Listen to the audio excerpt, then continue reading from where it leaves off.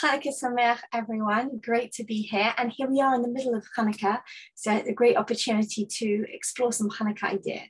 What I'd like to unpack this evening is in particular the unique position of the Maccabees in Jewish history and their message, their legacy as we celebrate Hanukkah today.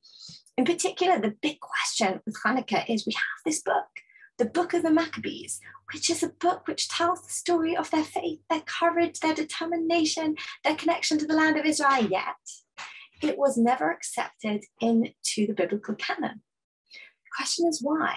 And instead, the story that we have of Hanukkah is the account given by the sages in the Talmud, in the Tractate of Shabbat, where they gave it relatively little airtime, and they put a particular emphasis on the Hanukkah story.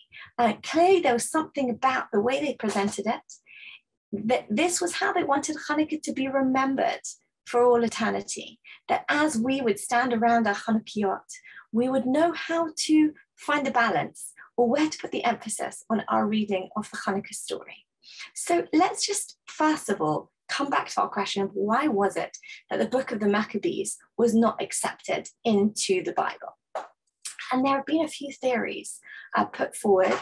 One is a question of language, which is that the only books that were in Hebrew were accepted into the Tanach, but we have a book like Daniel, which is Aramaic, Ezra and Nehemiah that have a lot of Aramaic, and actually it would seem highly likely that the original Book of the Maccabees was potentially actually in Hebrew anyway.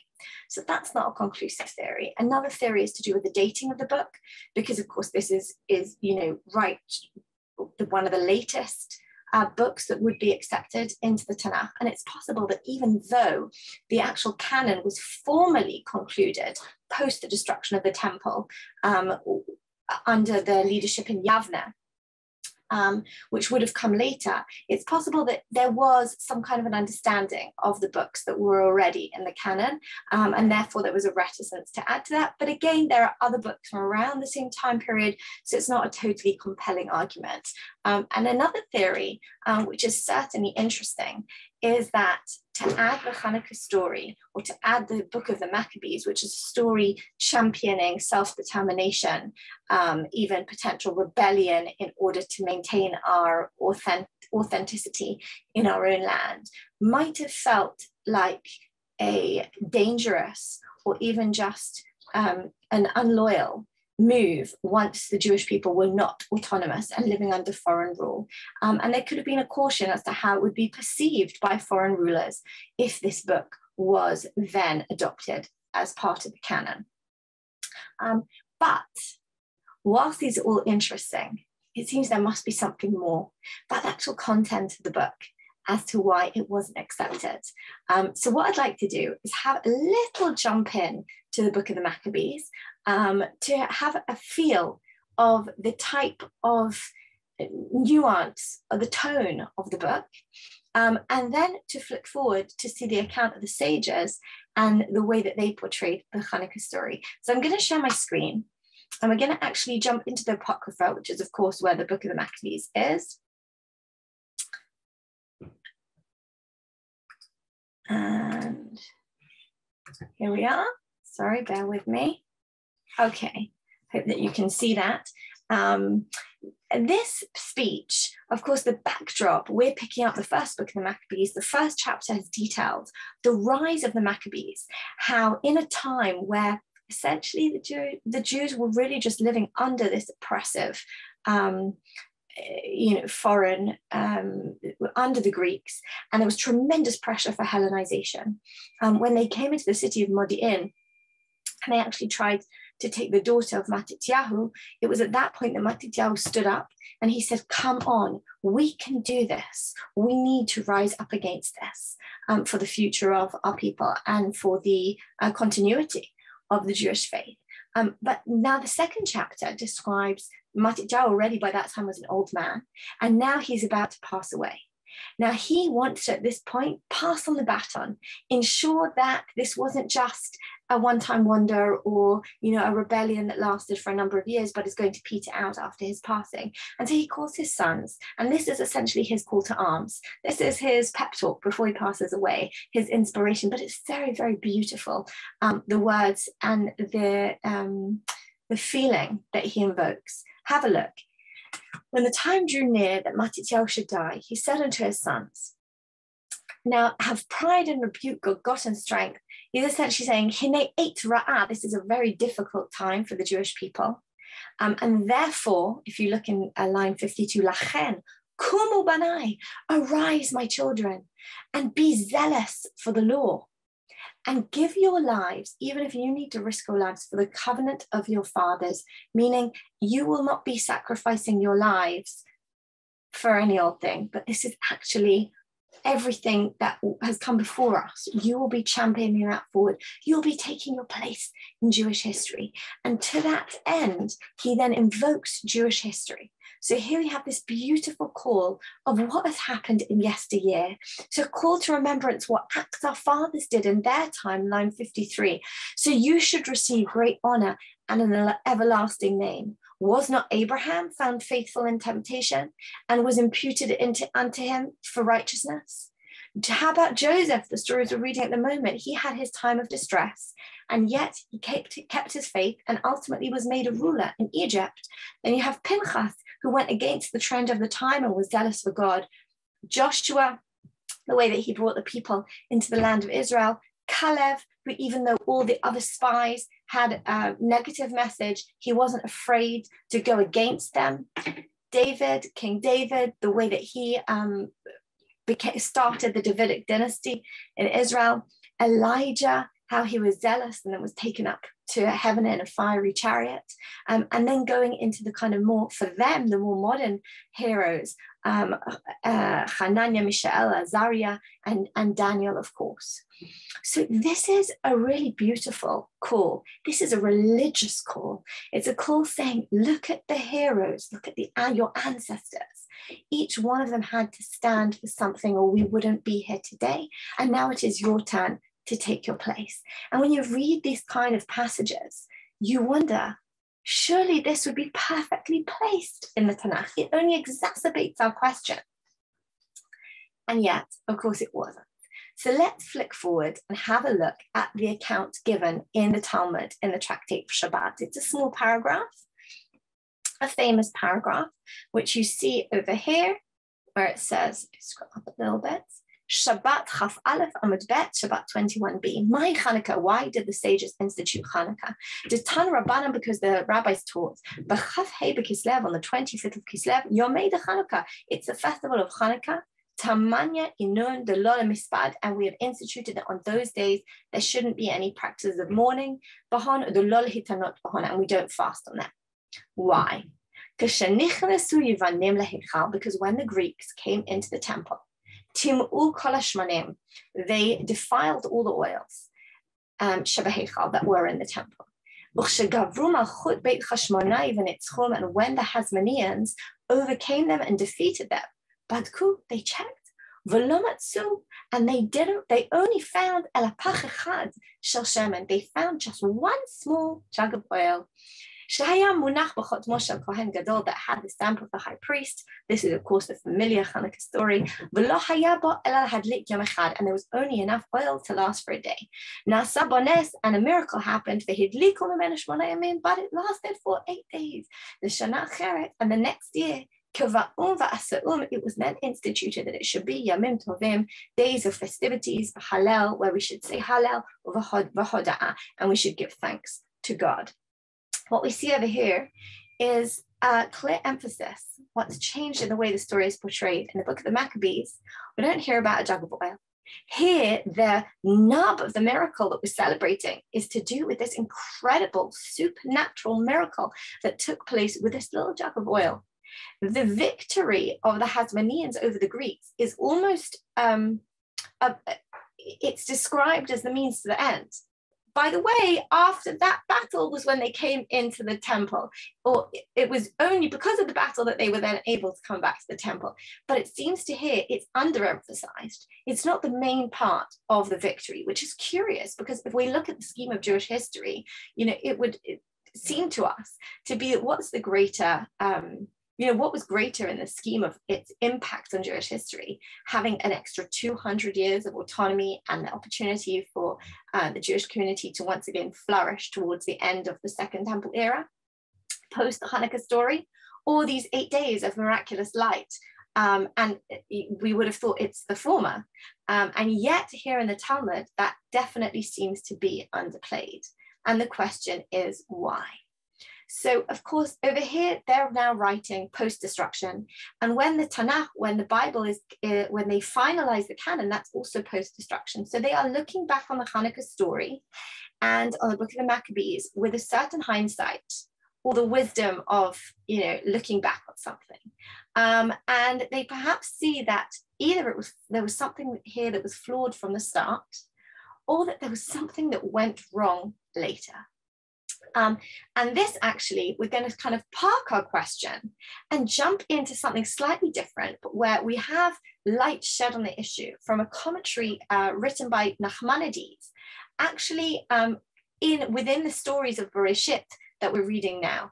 The Jewish people, the sons of Jacob, have come down to Egypt to be with Joseph and to be saved from the famine. And Jacob, as an old man now, is towards the end of his days in Egypt.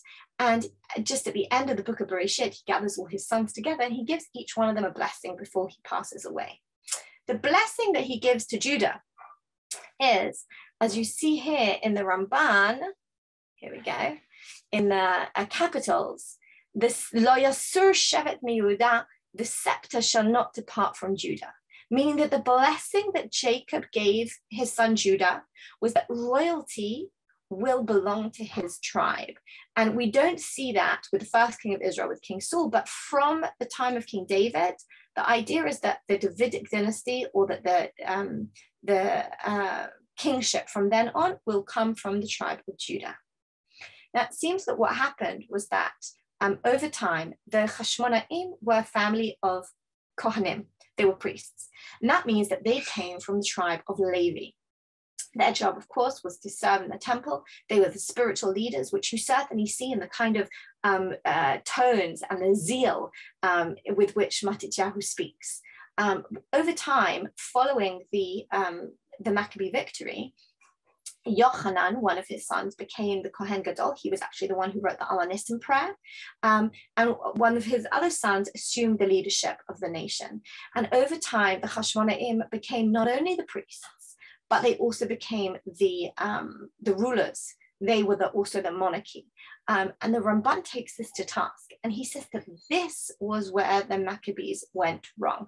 Let's just have a look. It's a very, very long Ramban, but you'll see that I have underlined the little part. So over here, you can see that, first of all, from the paragraph where it says, Jacob said it shall not depart, in order to allude to the fact that another tribe will rule over Israel. But once the scepter of royalty comes to Judah, meaning from the time that King David has come to power, and therefore Judah have come now to sovereignty, it will not depart from him to another tribe. But now I'll have a look at the underlined part.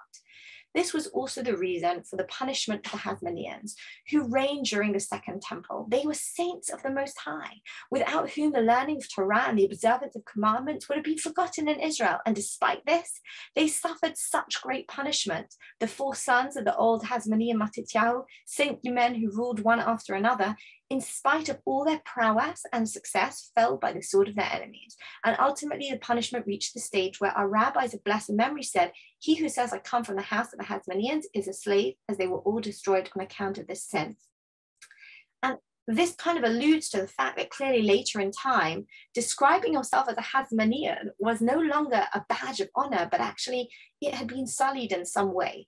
Clearly, as it came towards the end of the Second Temple era, the name Hasmonean was not necessarily perceived as from the rabbis as being the greatest accolade. Question is why? So it continued down, as see, I've underlined now another passage here.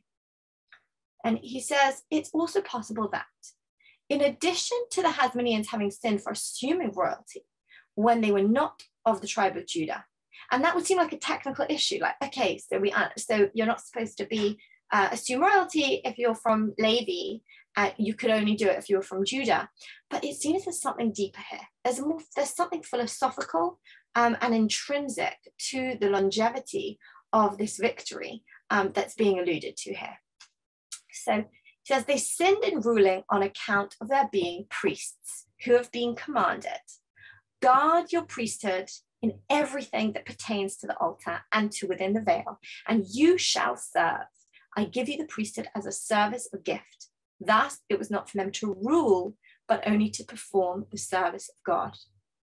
Being spiritual leaders and being the rulers of a nation are two different things. The one is solely focused on the spiritual welfare of the nation, and the other needs to look out for the economic, political, the military strength of the nation in being able to lead them forward. Is it possible to merge the two? And the very strong worded answer here seems to be no. They need to remain separate. Separation, as it were, of church and state. That the minute these two roles become blended together, whilst that might seem ideal, perhaps, actually we need one part of the rulership, of the leadership, that is solely focused on the spiritual nature of our nation. They can be the spiritual mentors, the guides, and that is their sole focus. That's what the Kohanim needed to do. They were there to serve, not to rule. That's a different focus. The kings were there to rule. Now, ultimately, they come together as the leadership to work as a team. And it might be there's times of conflicts that's going to need to be debated out of, their values competing with other values.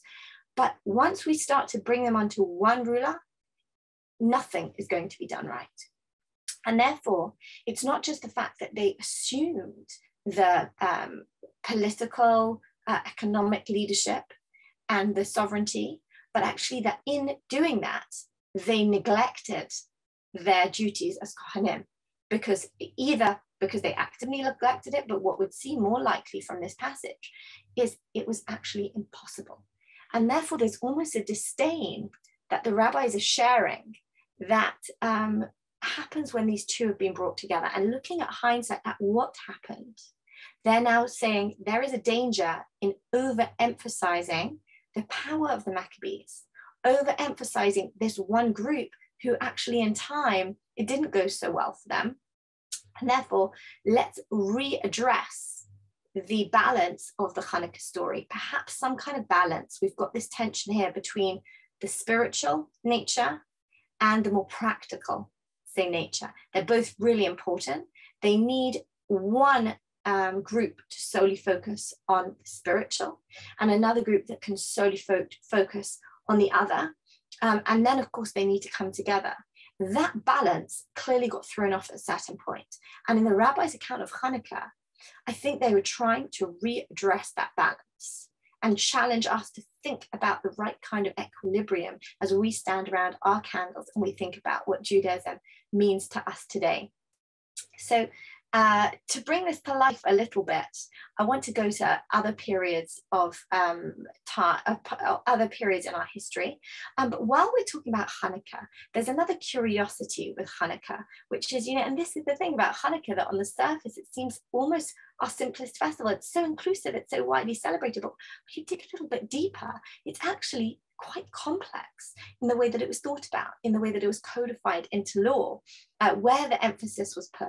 And we see this also in the way women were included in the stories and specifically mentioned when it comes to ritual. Now, of course, we know that as Jews, the way that we keep the law, when we have a ritual, that's going to make us think, why do we have the ritual? And then we remember the story. And this particular ritual comes up when we're talking about the feasts that we have on Hanukkah. And the Ramah, the Ashkenazi gloss in the Code of Jewish Law, mentions a custom to have milky foods. I'm just going to share again so you can see it inside for yourselves. Sorry, here we have it. Shulchan Aruch, the Code of Jewish Law, the part that you see in the bold black is Rav Yosef Karo writing, the author of the Shulchan Aruch, the Sephardi author of the Shulchan Aruch. And then the smaller black lettering is the Ramah, is the Ashkenazi gloss. You'll see that Rav Yosef Karo is speaking about the many meals that we have on Hanukkah. Today you might say all the donuts that we eat. And then the Ramah, Rav Moshe Islis, picks up on this. And I want to come in sort of on the third line from the bottom, if you can see that over there, where it says Yud Aleph, Yesh Omrim. There are those that say Sheyesh le'echol gvina b'Chanukah, that you should eat cheese on Chanukah, lefi shehanes naseh b'chalav, because the miracle of Chanukah was done through milk. She'ekila Yehudit et ha'oyev, when Judith gave the enemy milky foods to make him fall asleep, and then she was able to behead him. So the story of Judith, which is another apocryphal story, not in the Bible, is laced in to the ritual that we keep on Hanukkah. So let's just stop over here to talk about this story of Judith. The story of Judith is such an interesting one. It's not clear actually what time period it comes from. And it's unlikely, even though there are certain halachic voices that say that Yehudit was actually one of Matityahu's children, but it's unlikely that it took place during the time of the Hanukkah story, but yet the sentiment of that story is what the rabbis want to bring front and center. The story itself, you have Yehudit. She is really, until her moment of glory, an unknown woman. She's a widow who's never really managed to come out of her grief. She lives out her days wearing her widow's garb, and it's only when the city comes under attack and they're given a 5-day ultimatum about the Jewish nature of the city, and they say to the when they're under siege, they say, the leadership say, give us 5 days and we'll come back to you with a decision. And she sees red at this point, and she goes to the leaders and said, what, you've given 5 days for God to save you? You've given God the ultimatum. And at this point, contrasting to the Maccabees donning of armor, wearing of armor, she puts on her armor, but it's armor of a different nature. She does this by taking off her widow wear and putting on her most seductive, attractive attire. And she essentially lures in the enemy, and she manages to, through giving him milky foods, make him fall asleep, and then she's able to behead him, and there is victory for the Jewish people. Now, whether this happened exactly on Hanukkah or not, or happened, is in some ways not where my focus. The focus is the fact that you can see how keen the rabbis were to bring this story into our consideration of Hanukkah for the Judith-like hero. Now, this story, which is a beautiful read, is based, you can see that there's associations with many different biblical stories, but there's one association that it's clearly inspired by. And that is another time that until that point, unknown heroine gave an enemy milk to drink, made him fall asleep, and then killed him, and there was victory for the Jewish people. And yes, that is, of course, the book of Judges in chapter 4. Now, at this point in Jewish history, we see that the Jewish people have been living under oppression for a long time, for 20 years, 20 very hard years. I'm just going to show you the way that this is actually described. Here we go. Can you see there? Judges 4:3. Oh, sorry. The Jewish people cried out to God because the uber warrior Sisera, their arch enemy, has 900 iron chariots, and they've been living under oppression for 20 years. That's an entire generation, and it's almost as if they have come to the point where they are not going to fight anymore. They've got used to being the underdog. They've got used to living like this. And that is a really difficult existence. And so it's at this point that we're introduced to their leader, the prophetess Deborah, and she encourages them to go to war. And Barak, the military leader, says, I don't want to go to war. I'm only going to go if you come with me. And she says, fine, but I'm telling you that this victory will be in the hands of a woman. And our guess as readers at that point is, okay, the victory will come through her, but that's actually not what it means. We're going to have to go left field to see this victory. the victory that's going to come through Yael the Kenite. Yael, not part of the Jewish community, a neighboring community. And that's potentially why Sisera would have gone and fled to her tent, because here's Sisera, the middle of the battle, which is not going how he planned, and he is tired and exhausted and thirsty, and he needs to take refuge. So he sees Yael the Kenite's tent, and he says, that's a safe space. I'm going to go there. She sees him and realizes that this is the moment to end the oppression. And in a very altruistic way, she gives him milk, he falls asleep, and then she puts the tent peg into his temple. And there's victory for the Jewish people. The reason why I think it's important to go back to this story is because, number one, we see the background. This was a time period in Jewish history where the Jewish people had stopped trying. There was a feeling of, we don't stand a chance. Similar to the time of the Maccabees, where actually the status quo was, we've just got used to living under Greek rule, and we're going to have to deal with Hellenization until Matidyahu stands up and says, come on, we can do this. We have to take our place in Jewish history. We have to be activists. We owe it to our ancestors and to our future to try. This is the same kind of fervor that we see at the beginning of this battle. And the second thing is where the victory comes from. The victory comes from the unknown heroine, the one we wouldn't have expected. Yehudit is that unknown, unexpected heroine of her story. By lacing Yehudit into the Hanukkah story, the rabbis are essentially challenging the way we see Hanukkah. If we overemphasize the Maccabees and their victory, we will see Hanukkah as a festival of the superheroes, of the warriors, of those who were literally on the front lines. But actually, triumphs are often down to those anonymous heroes and heroines who assert themselves in their own right at the right times. And over here with Hanukkah, that was really the message that the rabbis wanted to give. The victory of Hanukkah was about us being able to continue the Jewish faith. It wasn't a threat on us, our existence. That was the Purim. Purim, was about just wiping out people with Jewish blood. Hanukkah was about the Jewish faith. Jewish faith has been perpetuated and maintained over time, not just by leadership, but by households, by families, by individuals who were passionate enough to make sure they passed it on from one generation to the next. It was done by the quiet heroes and heroines of time. By putting Yehudit into this equation, it changes our goalposts of who we consider to be the hero, the heroine, where we expect them to come from, and how we see ourselves and what we expect from ourselves. And that's, of course, part of the unique nature of Hanukkah, that unlike the other festivals, Hanukkah is about celebrating at a home. Ner Ishuvei Torah, the obligation is for each household to have that Hanukkah burning, because that's what it represents, the way we've passed on Judaism, our commitment to Judaism in our homes. It's not for the rabbis to do in the shuls or for the leadership to just debate. It's about grassroots. It's about each and every person, each and every family, and what it means to them. So here we have this backdrop of the Maccabees standing for daring to believe in something that for many is either just a pipe dream or isn't even that. And that's what takes us to modern day Israel.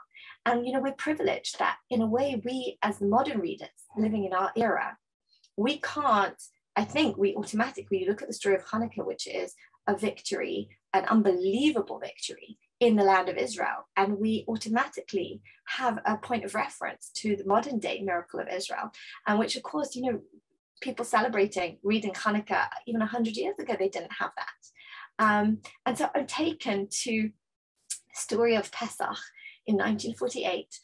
So we're just before the state of Israel is declared, as the fledgling army and the Palmach fighters are coming to Jerusalem and preparing for battle. And this takes us to the young Rav Shlomo Goren, who's going to be the first chief rabbi. And at this time, he was unusual, perhaps, in the sense that he was a very learned young man. He had come from the yeshiva world. He was deeply religious. And yet he had chosen at this point to be fighting and protecting Jerusalem rather than spending all his time learning. He saw this as his religious duty. And April 1948, he's approached and asked if he would become the rabbi of the fledgling army. And he straight away says, no, this is going to change my focus. My focus right now is on being a fighter. And I see that as my religious duty to protect Jerusalem. We kind of, it sort of smacks of that tension we saw with the Hasmoneans. Is this about concentration on the religious nature, the spiritual, looking out for the spiritual needs of the soldiers? Or is it about being on the ground and the overall leadership? And Rav Goren's refusal to become the rabbi because that's going to sort of blur his focus, it takes us right back to that tension and to that debate. But it was that Pesach, eventually he did agree because it didn't seem like there was anybody else, etc. But he managed to keep his watch point for Jerusalem. And as they're approaching Seder night that year, there is a question about what the soldiers should eat. Now, Erev Pesach, we burnt the chametz. We're not yet eating matzah because we're saving ourselves for the Seder. We manage, open a box of macaroons and enjoy the novelty of them. Or, we get by for the day. But if you're soldiers who are in the middle of a fight for Jerusalem, which was the plan, was to take actually the area of Katamon during Pesach, to go without sustenance is going to be very difficult. And so it was at that point, this was his first enactment, which has continued in the army until today, that he said that soldiers should be allowed on Erev Pesach to eat matzah so that they would have the strength to fight any battles that would come their way. But in addition, there then became a question about what they were going to eat on Pesach itself, because there was a shortage of matzah in Jerusalem. Dov Yosef, who was the man looking out for the needs of all the inhabitants of Jerusalem, comes to Rav Goren and he says, look, I'm really sorry, but there isn't enough matzah to go around the city. I'm going to give, I think that was 2,000 boxes or something. I'm going to give this to the inhabitants of Jerusalem, and the soldiers are going to have to eat chametz. It's extenuating circumstance. Rav Goren could not live with himself for the thought that they were going to fight for the independence of Israel, and specifically for Jerusalem, with stomachs full of chametz.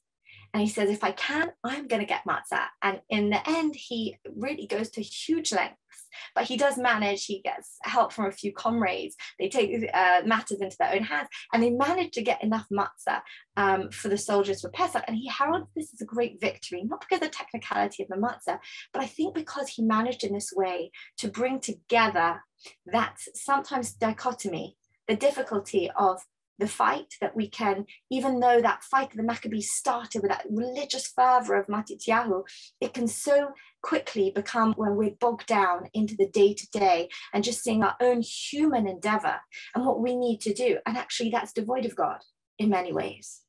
And infusing that with the spirituality, the ruach, Rav Goren calls it, the spirit, of which the whole push to fight has even begun with. And in ensuring that there was matzah, he brought those two together.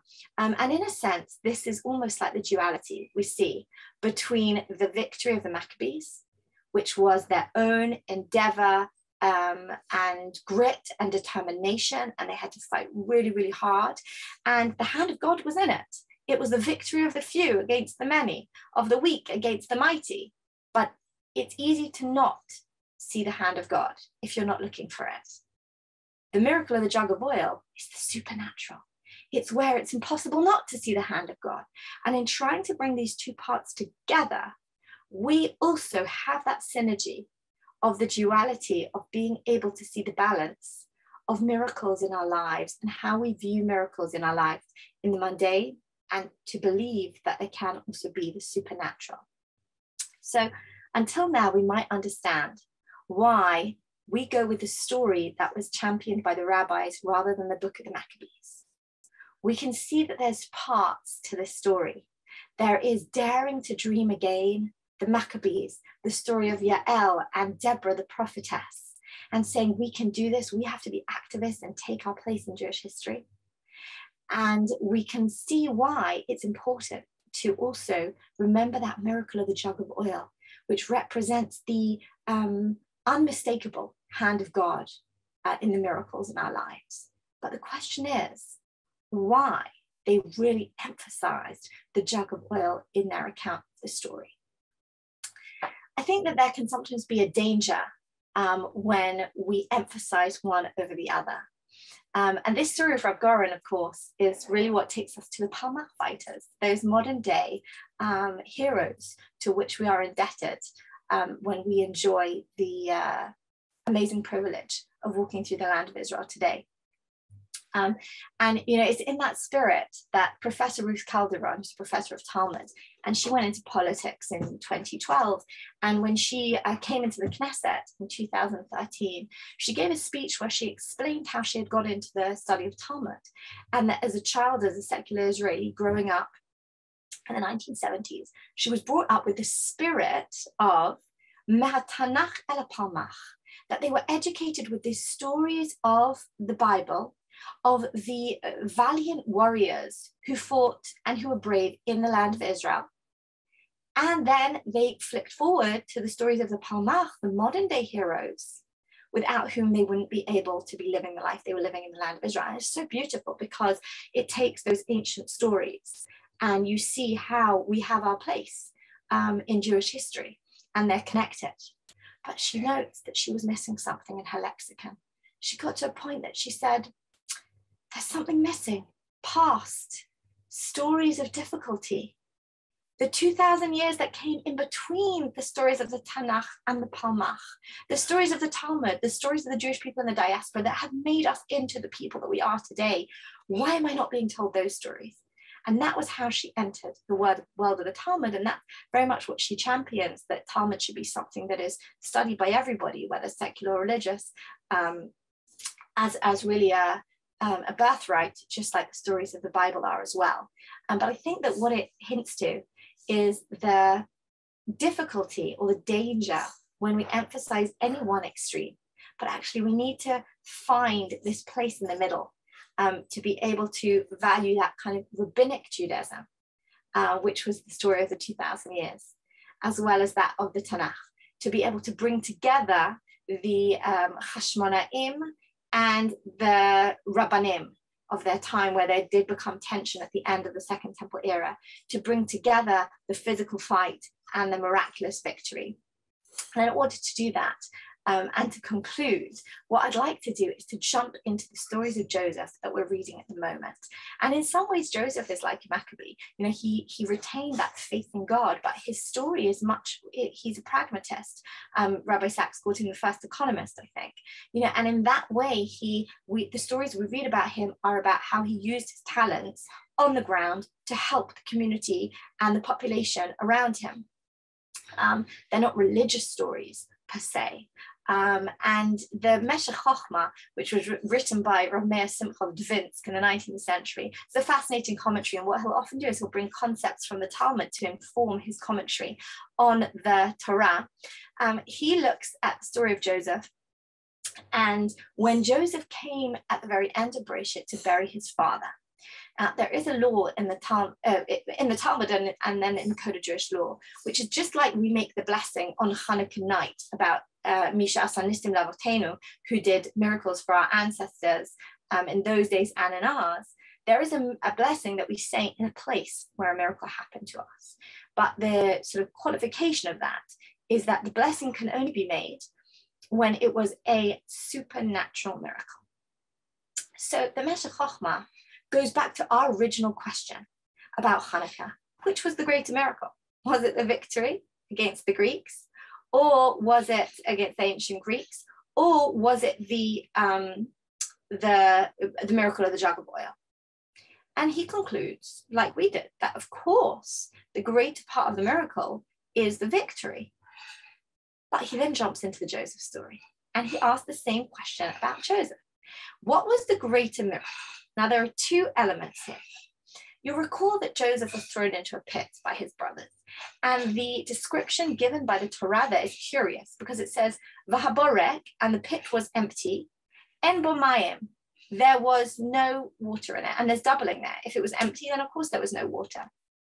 The conclusion of the sages is there was something in that pit, something nasty. There were snakes and scorpions in that pit, which would mean that in order to have survived that ordeal, Joseph must have been saved by a supernatural miracle.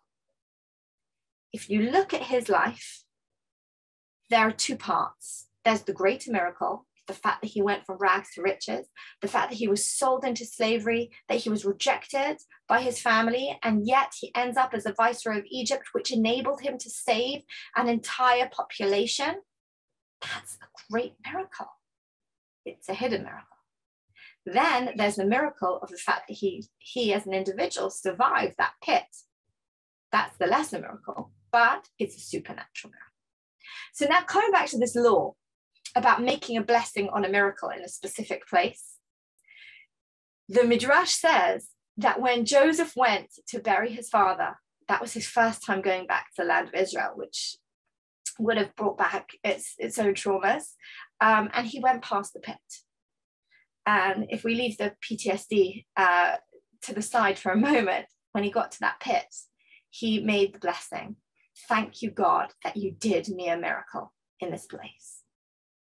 But when he made the blessing, it was triggered by the pit that he was actually blessing for the big miracle of his life, the way things had worked out. And the Meshech Chochmah says it's the same on Hanukkah. We are not only emphasizing the miracle of the jug of oil. The greater miracle is the victory. When we make that blessing, we are using the miracle, the supernatural miracle of the jug of oil as a trigger, so to speak, to actually reflect on the whole miracle of Hanukkah, of the victory. And this is what he ties in very beautifully. I'm just going to show you the very end of the Meshech Chochmah, and then we'll tie this all up. You can see. So first of all, you can see in this Meshech Chochmah, the underlined part where my cursor is, the main part of the miracle was the victory. Malchut Antoninos v'Yisrael kiblum luchat 200 shana, that we achieved through the Maccabee victory, 200 years of autonomy. And in order to remember this, we need to light candles. And then he continues in the second passage of the Meshech Chochmah that you can see here. I'll just scroll it up to compare this to Yosef. And it's worth a very quick read inside, and then we'll conclude. Yosef, Amarav Tanchubim Midrash. This is why with Yosef it says in the Midrash Yosef that when he returned from burying his father, Shetzif Bavar. When he made the blessing about the miracle when he came to that pit, the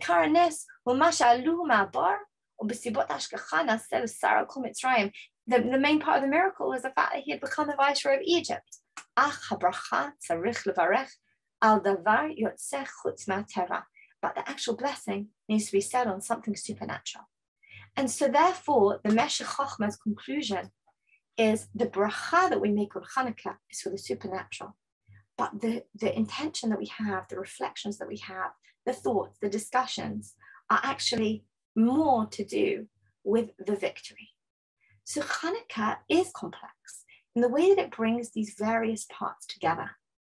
But ultimately, I think that it was this duality, this synergy, how we bring the two together, how we view miracles in our everyday life, how we see the hand of God in our everyday life, how we still believe even when it seems impossible.